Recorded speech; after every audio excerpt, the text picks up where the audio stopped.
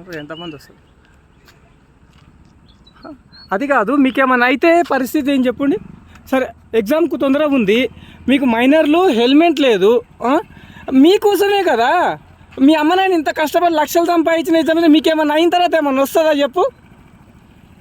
అరే మీరు మైనర్లు, మీకేమన్నా అయితే పరిస్థితి ఏం చెప్పు. సరే పైసలు ఉన్నాయి, లక్షలు ట్రీట్మెంట్ చేసుకుంటారు, ఒక అమ్మాయి కూడా గుద్దితే, కానీ హెల్మెట్లనే పెట్టుకోవాలి కదా. మీరు చదువుకుంటున్నారు, ఎగ్జామ్కి వస్తున్నారు, చదువుకుంటున్నారు కదా, హెల్మెట్లనే పెట్టుకోవాలి కదా.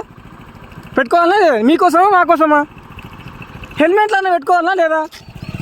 స్వామి నమస్తే స్వామి, ఎగ్జామ్ ఉంది స్వామి, నేను కాదంటలేను. మైనర్ పిల్లలు ట్రిపుల్ రైడింగ్ హైవే మీద జరగకూడని జరిగితే మనం లక్షల కోట్లు సంపాదించిన ఉపయోగం ఏమైనా ఉంటుందా చెప్పాయప్ప? అన్నా నేను ఒక రిపోర్టర్ని, నేను నా బాధ్యత, తప్పు జరిగిన తర్వాత బాధపడడం కన్నా తప్పు నిర్మూలించడం బెటర్. నా పేరు జైపాలన్న, నేను ఆర్కే న్యూస్ జడ్చర్లకు పనిచేస్తా. ఇంకా మీ ఇష్టం ఉండన్న. ఎందుకోసం అంటే మనం నలుగురికి చెప్పేటోళ్ళు మనమే తప్పు చేస్తే కరెక్ట్ కాదన్న.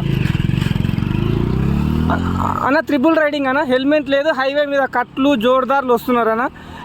ఇంకా మీ ఇష్టం ఉండి ఇంతకుమించి నేనేం చెప్పలేను.